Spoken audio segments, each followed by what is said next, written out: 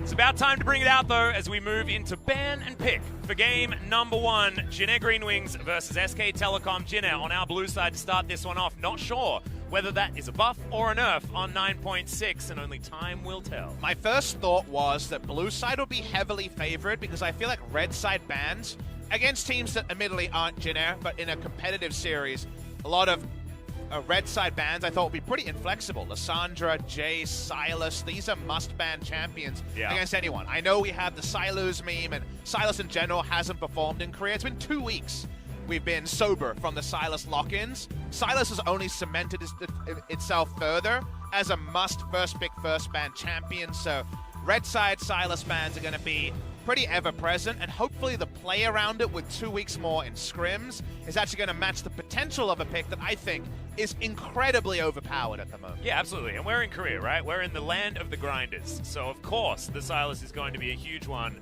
SKT are going to ban away the Kalista against Root. Obviously, with a different 80 carry pick in mind, the Xayah Dream is still, of course, alive. And Xayah Rakan is a second-round pick on red side you can go for and be pretty comfortable with it.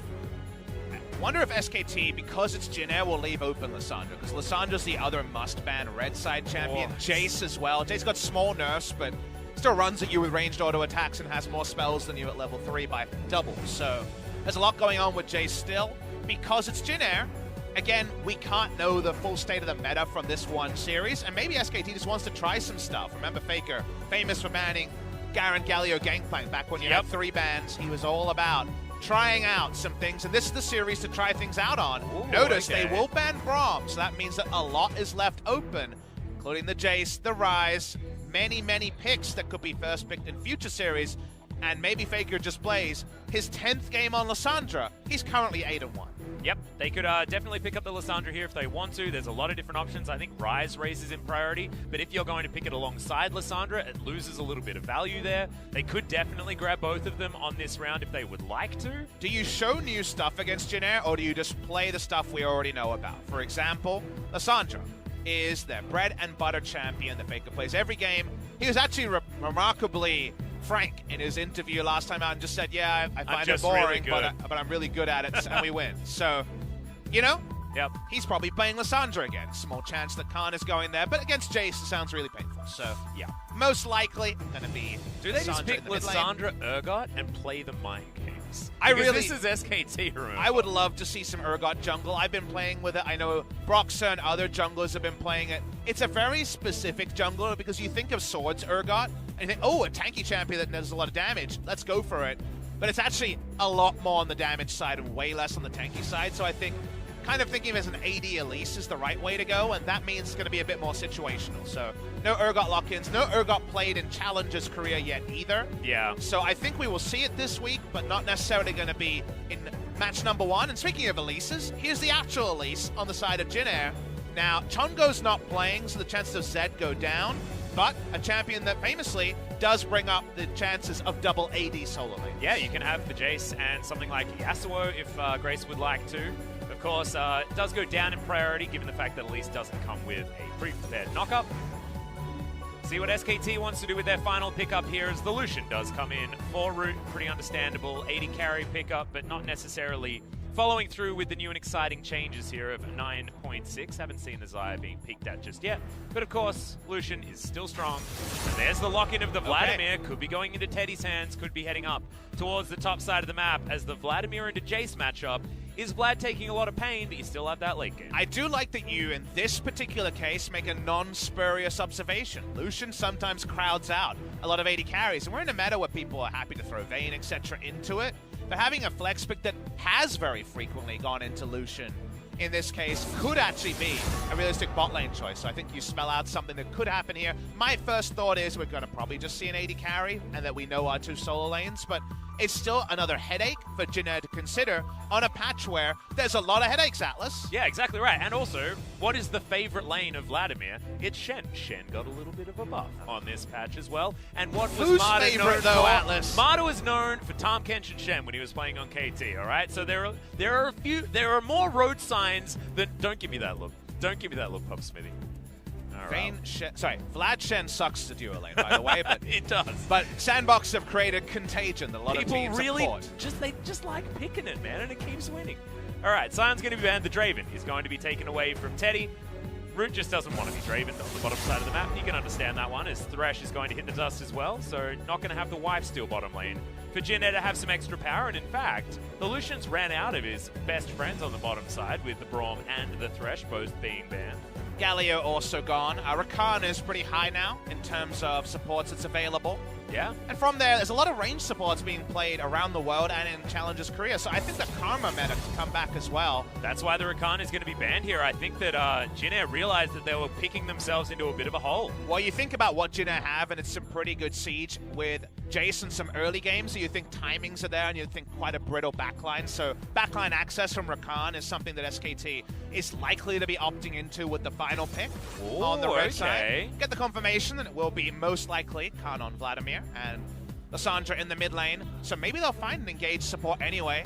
Wouldn't it be amusing to see Orin come back, or Nautilus that was buffed on this match? Both those champions changed, and maybe those are the best engaged supports available. With all the changes that come through, Jinner won't have the ability to know anything before they get to see that support pick. They need to finish out their solo lanes, and this would be Grace jumping on Jace, most likely. Could be.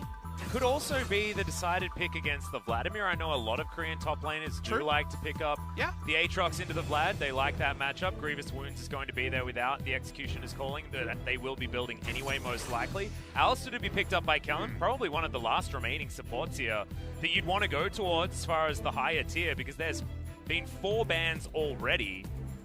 5 with the Galio being there as well. I'm feeling the Orin or the Nautilus. I think Nautilus has to come in, doesn't it? It used to be just a pick into Thresh because of how the hook mechanics were. But actually, are we seeing a very creative support choice here? We're not. It's just going to be the Morgana. We haven't seen reworked and Morgana. Much higher tier. And yes, it does make sense. The Morgana actually, it's not really been a pick in Korea. Been much more of a favorite in other regions. That being said, Joker just had a pop-off performance on the Morgana in the end of last week. Now, Joker is a Morgana one-trick of repute from years past, but cool to see it here. Again, it makes sense against an engaged support like Alistair. I don't think that was their original plan, but the Alistair pickup, Morgana, answer in the duo lane. It also means that Klid will be able to play around other lanes. He can either baby the Vladimir or get some ganks going in mid lane and be pretty self-sufficient when it comes to bot lane plays. And we can see the confirmation will be the Jace on the top side of the map, so you're exactly right. Grace will be heading towards the mid lane.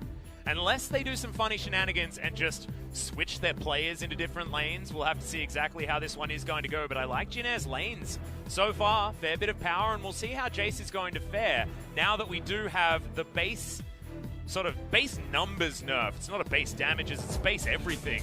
Pretty much for Jace has been hit, just to tone him down a little bit in the early stages of the game. We'll see how it works out here for Linderung. I thought maybe Jace mid lane, but Grace going to be on the Aatrox. I say this because I feel like Aatrox mid lane was looking very ordinary. Oh yeah, when we saw it last week. Crushed on that champion. It feels like it's too easy to take advantage of, and Lissandra, of course, one of the most reliable gank assisters. So we'll see if the matchup can go a little bit better this time for Grace. Faker is on Lissandra, so sadly, guys, we can't show you the new stuff. In fact, we promised a whole lot of new, and you know what? Papa keeps his promises. We've got a long week ahead of us, but game number 1, you got to ease him into it, Papa Smith. You got to ease him into it. Everyone gets a mulligan, and we'll call game 1 a mulligan. Yeah, game 1. We're still going to be checking out a few things here because the Ezreal change is live, so we'll see how that goes in the hands of Teddy here in game number 1.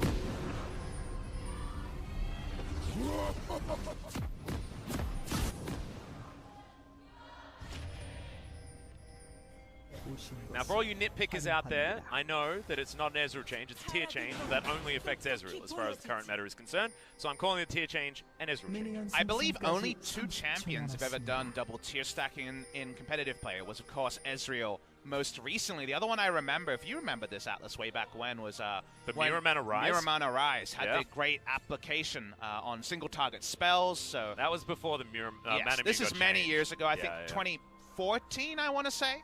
That was the last time I can remember a double tier champion in pro play before the Ezreal time. So yes, I agree. It is an Ezreal only change. And I think it's a welcome power down. They decided not to give him direct nerfs. as Minikim and the analyst desk are talking about, there's many different disagreements on how you can proceed. You can just ignore double tier, go back to the Blade of Ruin King build. I think Teddy was actually the one that often ignored it in a lot of his games in general. He delayed it, I think, more than he ignored it. I think he would very often go Blade and then just work into the tier if the game was extending. If the game is still going to extend, the replacement that actually doesn't shift the power that much is Ludens. Ludens can actually fit the spot and get 20% CDR and build pretty similarly. It takes the bad end of a trade at level 1, but I'm sure things will stabilize. But again, no one really is 100% clear. We see more Malmortius built a little bit more than it was previously. We see a lot of double AP in games, this time on the side of SKT. So we'll wait and see what Teddy's interpretation is. So he's coming for a level 2 gank on Elise. You almost never see this. Yeah, exactly. Repel's going to be used. Can he actually find the Cocoon? The red buff is ticking. Clid in great position, but Faker flashes a little bit early. Not going to be able to get any counter gank working here on the side of SKT. One of the reasons it took so long for Elise to come back into the meta was the free level 3 that used to exist became a free level 2, and Elise's level 2 is way weaker. But after taking the bad level 1 trade, Faker realized he was too far up the map and actually had to flash to a level 2 Elise, which is a relatively large win for jungle Elise. Yeah, absolutely. So she's going to move up towards her top side, takes a Rift Scuttler, and will also be able to gobble up the blue buff as well. This is the Cloth 5 start that we've seen a few times here for Vladimir's on the top side of the map. Khan likes Cloth 5 a little bit more than others as well. A bit of an OG shout-out. I like it. I was going to say, brings a tear to your eye, because we had a time when... Only one. There'd be 3 to 4 champions a game taking Cloth 5 in different roles. Remember when Graves 80 carry was super overpowered in the 2v2, so 80 carries had to start Cloth 5 just to get through the lane. We've had many different metas, and Doran's items were rebuffed over time to give you Doran's shield becoming a viable option in a lot of hard lanes. But yeah, it is definitely an OG build. It's to get you through the early game, and guess what Vlad likes to do? He likes to grin and bear it until you know that he's the one grinning around 35 minutes. So because of that, Khan just going to grin and bear it.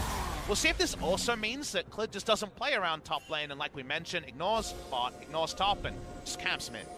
Well, Faker is certainly someone that's going to need a little bit of help until that flash does come back off cooldown, because right now Grace is having a pretty good time here in this lane because Faker needs to respect the Elise gank so much more. Back coming in here from Teddy, wants to get home as soon as possible and teleport back in theory, but he's going to stop it. Binding is going to land. We'll see whether the bait is actually going to be effective here, and it's not. We're not going to move too much further forward. It's okay, Faker, 200 health, moves back, has the Aftershock, so has to use it. But he might need to teleport back relatively early and may not get the back timing that he wanted. I wonder if you consider a super next level play there and try to deny the Aftershock by flashing early. Because what happens is that when the W arms, you're in Aftershock range. So you're in W range, Ring of Frost range, so the Aftershock will always come. I just saw that interaction in my head and I was like, what if? But yes, able to get Aftershock, therefore the solo kill potential was gone. However, Grace trading way better than the last time we saw the Aatrox mid lane here. We haven't seen Clid find a timing with Faker's flash down. Maybe he's not incentivized to go for any play and be afraid of a counter gank. And the end result is that Faker is being respectful, but not to any meaningful CS discrepancy in the 1v1. That being said, I actually feel like getting a good back timing as the Aatrox in a lane versus the teleport Lissandra is a hugely good thing for the Aatrox lane. We saw Dove fall behind incredibly far purely because of that. In his particular matchup, don't think it was against Lissandra, but it was against a similar matchup. Right now, Jin are going to get some priority here in this bottom side of the map. So C saw Faker, and he saw that a ward had been placed recently, but he doesn't know that Clid's behind him. He doesn't have that extra information because he saw Faker, so Clid is actually unscouted. This is a secret agent Jarvan right now as Root and Kellen are going to move into lane. Completely unbeknownst to them, is Clid down here. Can he get the flag and drag? Will he use the flash? There he is, doesn't even need to as Kellen. He knows that he's dead, gets the Aftershock. Oh, the last auto attack is going to come in from Martyrs. Now Faker, Swifty boots on, even though he hasn't purchased them yet, dodges the Cocoon and keeps himself alive. There's swift moves from Faker to stay alive, but man, was it fortunate. He tried to do problem solving. They saw a ward was placed recently. They saw Faker there and they said, oh, it was just placed by Faker. But because the ward was actually about 6 to 7 seconds later in terms of how long ago it was placed, there was that off chance it was the jungler. We knew it was a confirmed jungler ward. And that means that completely unspotted is Clid. Alistair was very surprised to find a Prince behind him. Yeah, he almost made the great escape. I mean, the flash was there, but unfortunately for him, Mata had already queued up the auto attack, and he's not actually able to make it out. So, Kellen, a little bit robbed, but SKT with a fantastic gank on the bottom side of the map, and I love seeing this, just smart play out of this team. SKT, they don't necessarily need to try super hard in this particular matchup. You can see how much respect they're paying to Jin Air.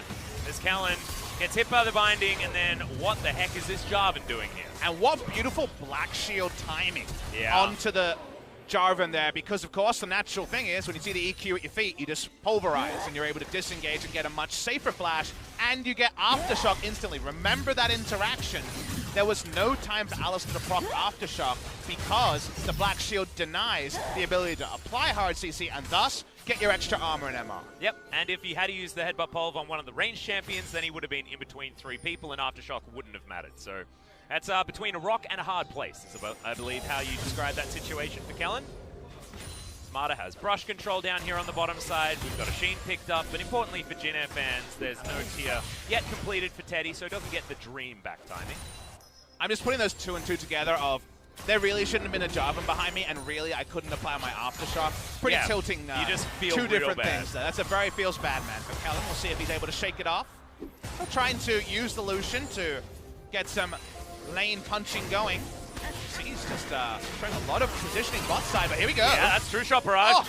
And EQ will just straight up kill the Elise, but they're not going to go too aggressive there, is Teddy. He had the flash available. I thought maybe he'd go for it, but Slid was topside.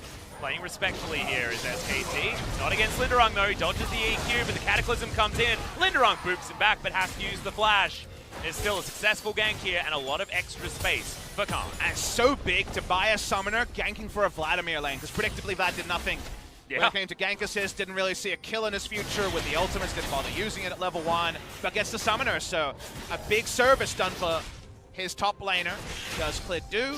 See, he's going to use the time though to steal away the enemy play. Yep, and also they had priority in the mid lane, so this is a little bit of overflow from that early gank from C's, allowing Grace to have a little bit of a better time here in this laning phase.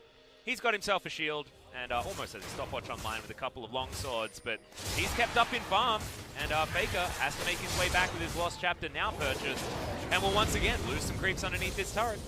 That's a turret plate already going down in favor of the Aatrox. That definitely has gone better than expected from what we were presuming the matchup would look, especially after our last Aatrox got pummeled. Oh yeah. At the end of last week.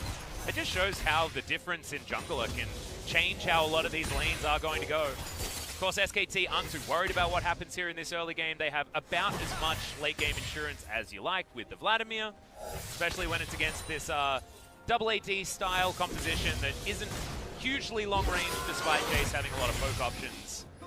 SKT should be pretty comfortable moving into front-to-back team fighting in the late game. And the moment we had Camille ripped away from the jungle pool, we haven't really had Elise versus Jarvan levels of pressure in terms of both sides opting into very strong ganking junglers come level 2 or level 3, respectively. So kind of nice to see swing matchups, because there's a lot of matchups that are much more 55-45 than, say, 70-30. So cool to see little changes like that. Ooh, that's a nice little knock-up, but no more Umbral dashes means that Grace is unable to follow up with the second one. Please find C, so look at how much damage he's taking! Cocoon is gonna miss, and I don't think C's has too many ways out here. The repel, choose your death there, as Clid is gonna be able to pick up the kill, but not after dying. Grace has the World Ender, but he should get taken down. The Soul Shackles is in. Trying to wait it out. Is looking for it, yeah, exactly right. Faker does find the ultimate. Oh no, he short arms! The E, but is still able to flash himself to safety. Rude. Teleport comes in from Khan, but Faker is going to go down. Aftershock or not, that is not enough, as the Hemo Plague is going to do nothing to deter Jin Air Green Wings. They grab a couple of kills in response to SKT. SKT rotates first, but Jin Air actually stick the landing way better than you might have imagined. The trade kill there didn't look on the cards onto Clid when the roam timing was there from Mata first. However, overall, it ends up being pretty even, all things considered. SKT not able to hit the ground running like you might first have imagined. Yeah, exactly right. We're going to have a look at this one again, and you saw how much damage C's took, but Clit is also extremely squishy. But remember how this starts. Morgana roams first, and Clit does the whole health bar of the enemy jungle before anything happens. Suddenly you're like, wait, Grace does a lot of damage. This is still outnumbered from the side of SKT. Kellen only gets there now. Of course, you can buy a lot of time if you're waiting out the World Ender, like SKT were looking to do. Faker has to flash, doesn't get over with just the Glacial Path because of the CC that comes through. It takes Root's flash, they do get that man. Yeah. Well, nicely played by Jin Green Wings, and they're going to follow it up with Shelly as well on the top side of the map. C's going to be able to solo that one down. They traded for the Cloud Drake, but it's a Cloud Drake at this particular point in the game. Not too worried about giving that one away, so Jin trading up. Teddy's going to be able to get himself this turret plate though, and things still going very well for SKT bottom side of the map. And he is stacking up almost with the mana immune completed. And it's worth remembering, we feel like this game is kind of with Jin at SKT's whims in the late game. If you consider what Vladimir has to deal with in terms of level 16 Vladimir, he's just going to mop up members of Jin. There's no resistance really. There's only, what, kind of one ability that's going to reliably stop him in the headbutt, and that can easily be just pulled through. And yes, Aatrox at least can do things. You can boop away with Jace, but if you're in range from Jace, you're dying to AoE, so yeah. The Vladimir outscale is super large in the late game, and right now the gold is small lead to SKT, and every time Clid finds C's, he almost solo kills him. Well, Clid's now just looking for a red buff. Not going to be able to get it, though, as the Cocoon is going to go slightly wide. Control Ward goes down. Jin are going to be able to mop that one up, and SKT get nothing for that little invade into the jungle. We're looking to see Jin hit the ground running on multiple turret plates and lanes, and to some degree, they've got at least one in every lane, but they need to have a lead, hit the ground running pre-25 minutes, and right now, it feels like the map state is more influenced by the Jarvan than the Elise. Yeah, and it's 4-1 as far as those turret plates are concerned. Grace trying to get cleared out of his river, but I don't think he's going to be too worried about that one. Crimson Rush is going to keep Khan pretty comfortable here on the top side of the map. Doing some pinging out, Linderung wanting some help, trying to grab the rest of these turret plates as 13 minutes is picked up. C's still sticking with Shelly in hand. It's a lot of money that may go begging unless he can get up there, and it looks like he probably will. Interesting that the decision is top lane. It's more about denying Vladimir than opening up the enemy. Khan, of course, has no interrupts. Yeah, it's a little bit sad. Can only do a bit of damage, but they want to end this Vladimir laning phase and make him online teamfight ready as late as possible. That means entire turret. Good focus down there. Means they get down that third plate, which means the last two will die to the charge. Teddy will eventually be able to answer on the bot side, but they're going for inner turret damage as well. Yeah, exactly. Shelly's going to get a hell of a lot of damage here, and the power of Jace is a lot to do with being able to destroy turrets very early. So you can see that turret goes down very, very far. And they're actually feeling strong enough to defend this turret as well. They understand that Lissandra's picking up blue. You'll notice that Faker is spotted going for a blue transfer. Yeah. That means that two members are around blue. You can see the Vladimir, therefore, you don't need to give up the bot lane turret, so it doesn't even end up being the entire turret's worth of plates. The turret plating is now worn off, so a nice gold injection means 7 to 3 plates in the early game. That's why Jin stayed competitive in game number 1. Yep, fair bit of extra power being picked up here from Teddy because Marta also has the Ardent Sensor already completed.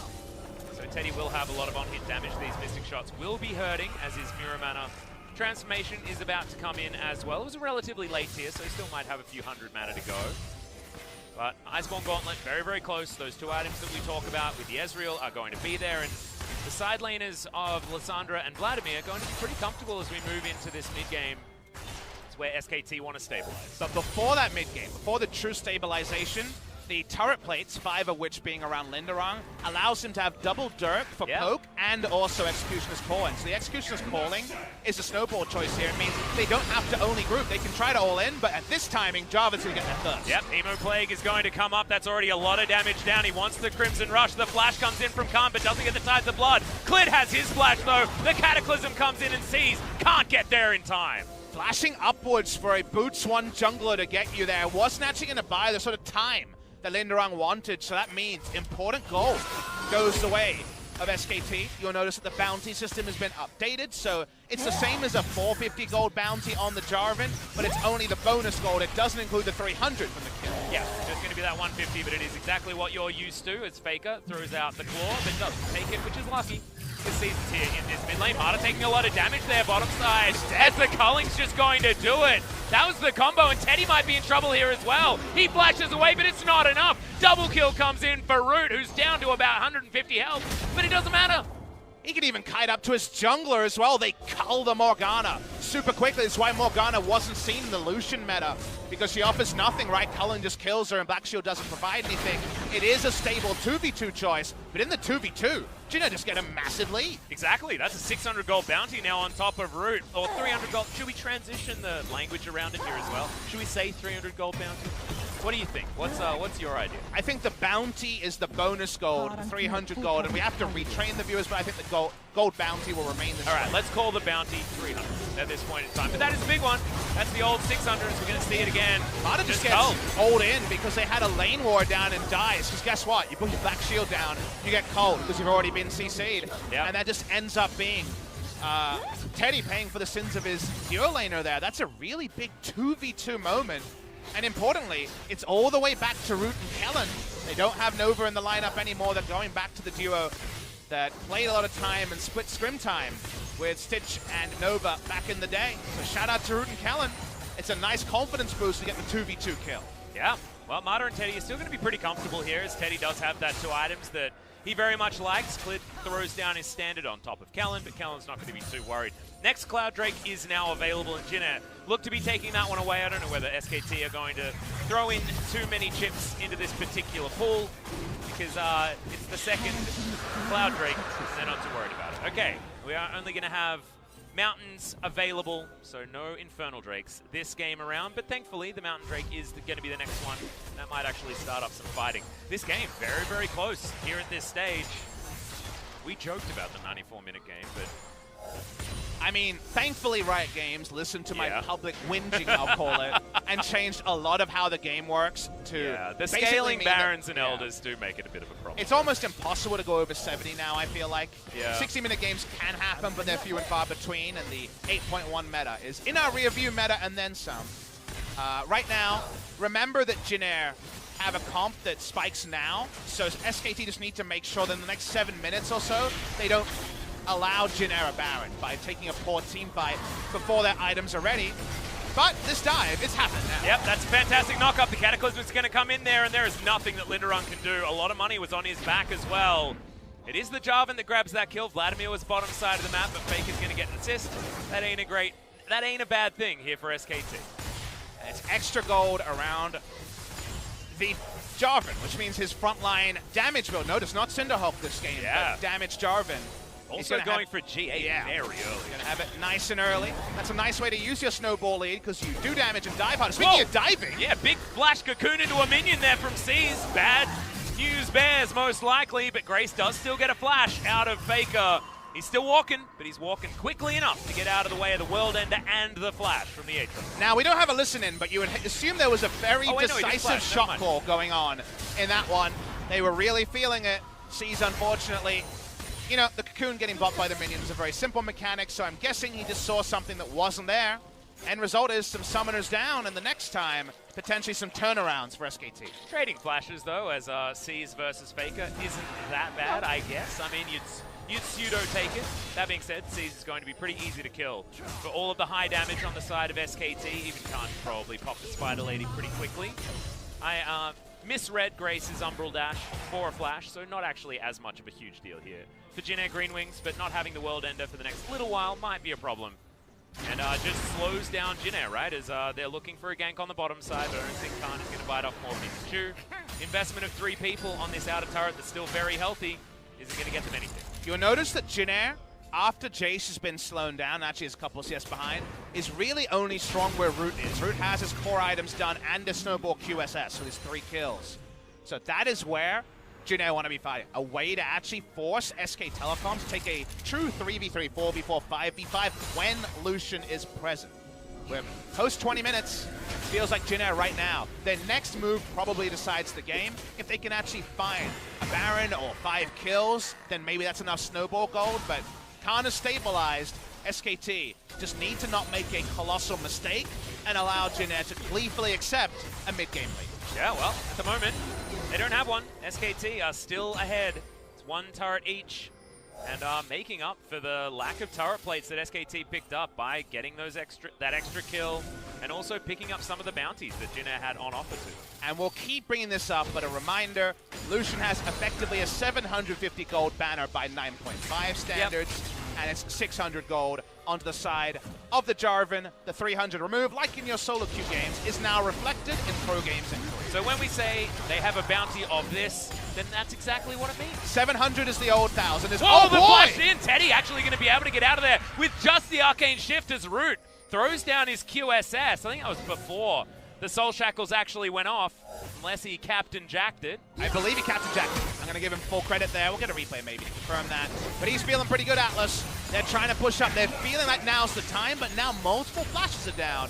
And Faker might be licking his lips and saying, I'm going to make someone pay for it. Yep, Black Shield not available. As you can see, Faker, he claws out though, so not going to start any fights. Here are SKT. They understand, not necessarily superpowered now, but if this game keeps going the way it is, they'll be superpowered later. I mean, the flashes look silly because no kills go down, but if you just wait it out and get outscaled, that's pretty silly too. Yeah, it's like some of those Baron calls that we were talking about last week, right? Especially by Sandbox. They have to make a play like that in order to make their comp relevant. So I like this from Jin Air as Teddy barely gets scratched by the Cocoon. I actually wonder, what's a longer range go shot these days? Lee Sin Q max range or Cocoon max range? It might be Lee Sin Q by about 100 units. I think it is after the buff a little while ago. They're both very long, so I was just inspecting that from the side brush. They almost able to hit Ezreal in the middle of the lane. Speaking of the middle of the lane. Yeah, Mata has to flash. Has to get out of the way of those Infernal Chains, and he's so squishy with this Ardent Sensor build. I'm going to say this. Control. Forcing Mata onto this far back on his champion pool, he looks pretty uncomfortable this game. So It does feel like Mata, with so many engaged supports taken down, does feel a little bit out of his comfort on Morgana. He's been caught too many times based on our usual high expectations. Well, Faker actually spotted on a ward down here, so Jin Air with full information. Claude takes him over. I don't know whether Jin Air actually saw that one, but SKT now split in a 3-2. Back going to come in, but all of that information given down by the human ward that is Linderung. Face first into the Cocoon as Clid takes a volatile Spiderling, but otherwise isn't going to be too worried. Shock Blast lands onto Khan, but he's got a lot of ability to repair himself. Now SKT thinking about this red steal. Grace comes down, Clid just flags and drags his way in. Brute Force is going to be able to grab him that red buff. Jin Air can't actually offer too much back as Teddy's sneaking in a lot of these Qs. That damage is going to add up as C's down to half health. And this is a mostly neutral slight advantage SKT trade at a time when Jin Air should be at their strongest. So we're still liking this for SKT. They're going to try and take the Mountain Drake and repel a mid lane push.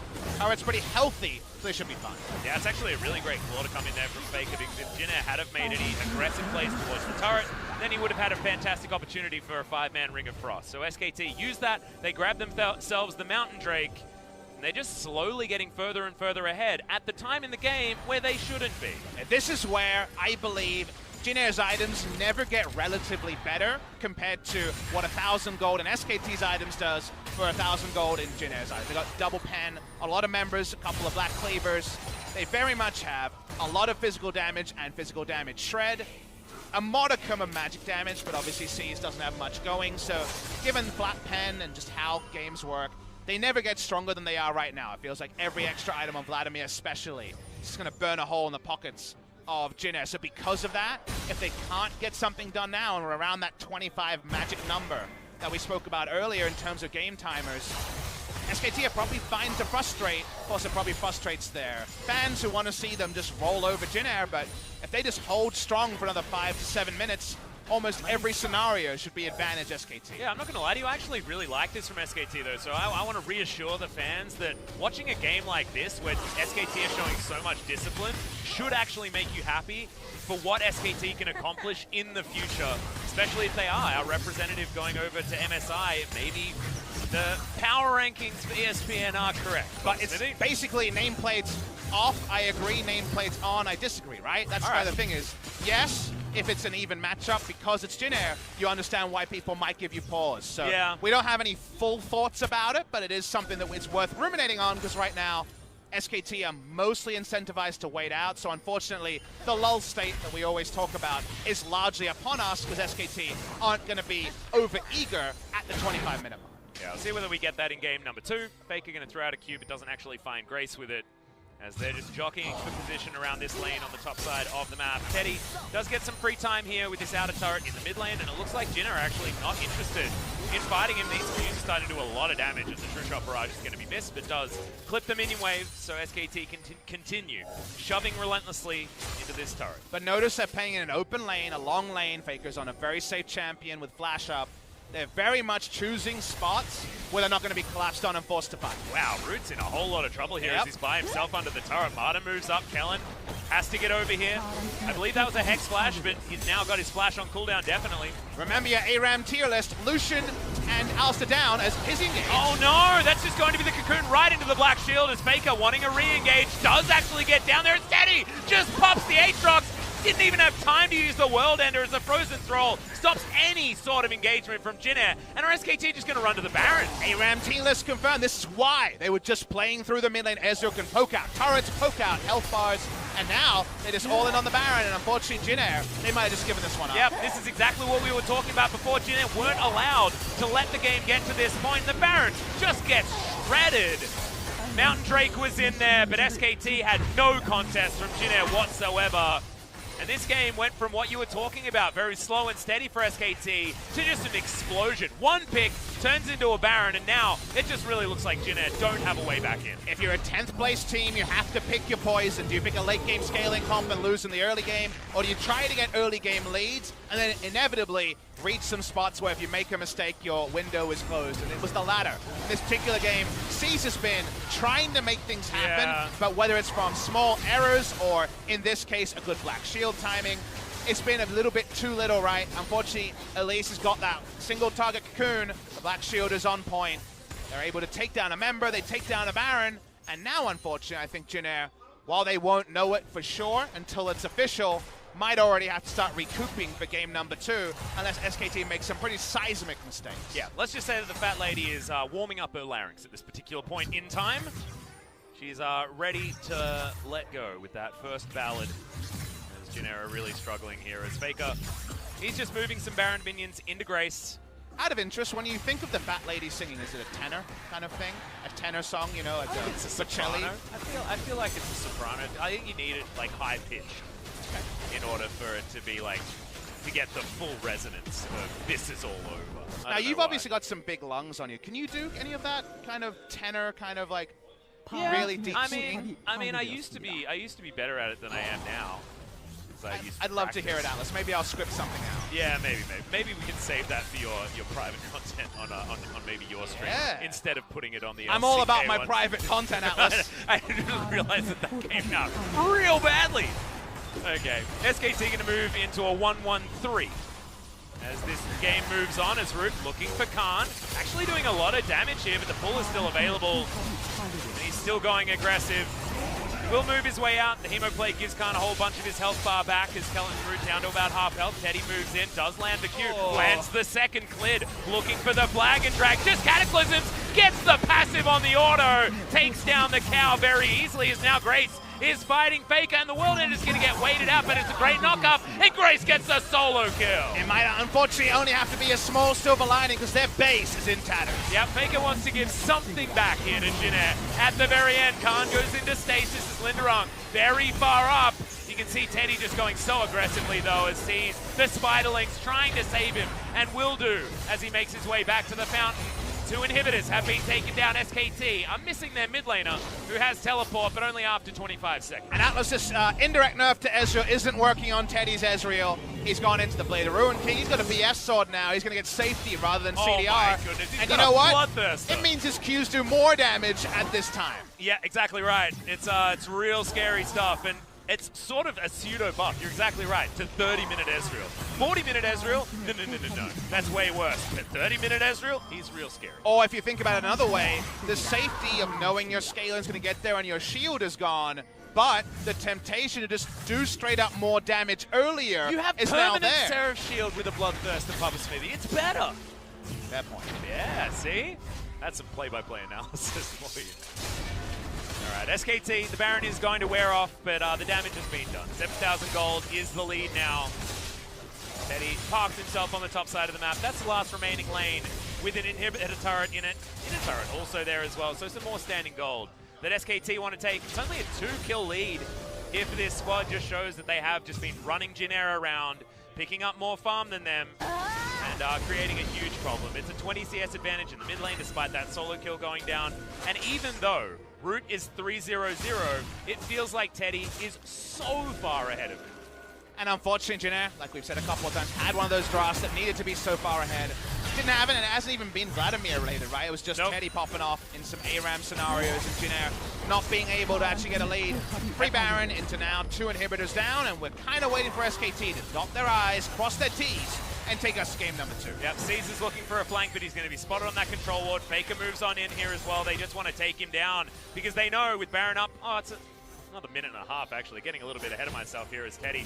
He's heading forward, but Black Shield is going to be available. Kellen maybe too far up as the True Shot Barrage doesn't hit for quite as much this stage of the game, but still feels like hell for Kellen. The ultimate has to be used, and that means that's a tool that's not going to be in their grace. Has found Faker one more time. And yeah, Vladimir may have turned up to this series now as he goes into stasis under Nexus turrets. Of all things, is going to avoid all of that extra damage. Now the World Ender is going to come in. I'm sorry, Grace, you're not going to do it 2 times in a row against Faker. See your death, Miss Spider Lady, and Faker's going to be able to pick up the kill under T's. SKT should be able to take down some Nexus turrets and really put a dent in this series very early on against Jin Air. The flash from Faker. The kill's going to go down under Linderung as Grace tries to get back towards the fountain. It's not going to matter. Nexus is going to go down, and SKT dominant game 1. Vladimir being the ultimate wedding crasher, waiting till the bouquet was thrown before he shows up. Was he Vince Vaughn or was he Owen Wilson in this particular example? I leave it to your interpretation, Atlas. SK Telecom T1, it wasn't a outstandingly aggressive performance. They understood that Jin Air had the power spikes. After a couple of mistakes, they resolved to just wait their time. Because it was Jin Air, their time was quite inevitable. It came around Teddy, who will almost certainly pick up the MVP in game number 1. The Bunny Ears are going to be rewarded with a victory in game number 1. Happy birthday. It's her birthday. G-Sun just confirmed. That was what was written on those cards. We can't actually read it. If only Valdez was here. He can read it. Well, because it was Jin Air, she was very likely to get her birthday present this time. Yeah, if it was an SKT win that they wanted, then you would definitely got a present there. So you'd hope that she is one of their supporters. The Jin Air supporters not feeling too happy at this particular stage. However, they have been very loyal to this squad, and this is one of the last 2 times you may have an opportunity to see Jin Air Green Wings on an LCK stage, and that is so sad. For all of you fans out there, and I know there's a whole lot of you that have been watching the LCK for a very long time, Jin Air is almost synonymous with this league, and we might be missing them and potentially another big name if the challenger teams are going to continue looking as good as Dam1 and Sandbox are this year. I'm not ready to give out my eulogy for Jin Air just yet. I know, we need to prepare people though, because it's a big deal, man. It is a real thing, because it is, at this point, almost expected that we will not be seeing them in summer. Hopefully, they can fight back for you LCK purists. I also want to give a very humble apology. I got everyone very excited about the champions we might see, and I couldn't deliver. We saw Silas on the ban list. Look at that. I'm just He's saying right there. That a lot of people, you know, their papa is someone that they hold to this high standard. They need him to be strong and to always be right. Do you remember the first time your papa was wrong? I know I do. Yeah, it was and because very of early that, on in our friendship. I misled everyone, and unfortunately, game number 1, it was a bit too sterile. It was a bit too standard. At some point when Jin Air couldn't get a big lead, it kind of played itself. So fingers crossed, the crazy stuff comes out game number 2. Yeah, that's exactly right. And I think Series 2 might be where we're looking to as well, because Gen G versus Dam1, these are 2 teams that are a little bit more likely to bring out something slightly more crazy in order to get themselves an edge. Dam1 are already locked into 5th, so they may as well play, you know, some Sona Tarek there on the bottom side of the map that has been disgusting in solo queue that we've seen. Speaking of disgusting, of course, Teddy did so much mid-game damage. Got his 2-item power spike, got his 3-item, then his 4-item, and then was just completely immovable. And used that to propel them towards that very early Baron and a very swift victory. It felt like this game slowed down really, really hard and then took off almost instantly. for SKT. Well, let's see if game number 2 gives us the spicy picks we're hoping for, Atlas. Yeah, exactly right. Jin Air Green Wings do have a chance to fight back here against SKT. Is it going to be more early game, or will it be SKT's turn to play aggressively? We'll have to find out after the break.